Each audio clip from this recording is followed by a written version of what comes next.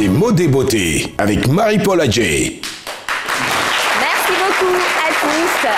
Alors, aujourd'hui, on va parler de la graisse abdominale. Donc, c'est bien vrai que c'est un problème esthétique, mais au-delà de ça, c'est un problème de santé.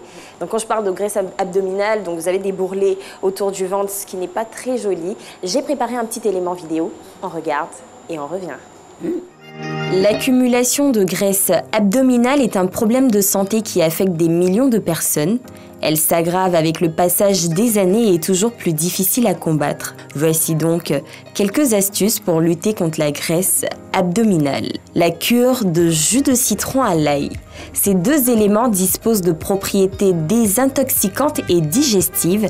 Il vous faudra donc 2 gousses d'ail, 2 citrons, 1,5 litre d'eau.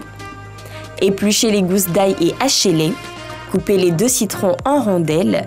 Mettez ensuite l'eau dans une casserole avec l'ail haché et les rondelles de citron. Puis portez le tout à ébullition pendant 15 minutes. Filtrez le tout et commencez à boire. Buvez 2 à 5 tasses de thé vert chaque jour. Il a été scientifiquement prouvé que les gens qui consomment 60 mg de catéchine, un antioxydant présent dans le thé vert, perdent 16 fois plus de graisse viscérale que ceux qui n'en boivent pas. Évitez le stress et dormez au moins 7 heures par jour.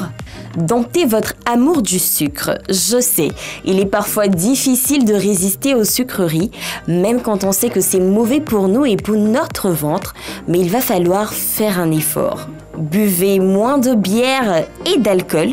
Les bulles alcoolisées sont une cause majeure de ballonnement et l'alcool est connu pour entraîner la prolifération de mauvaises bactéries dans votre estomac, lesquelles produisent des gaz. Boire beaucoup d'eau.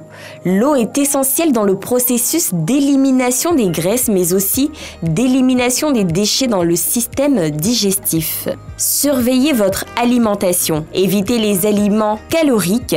Focalisez-vous sur les fruits et les légumes accompagnés de céréales complètes telles que le riz et le pain.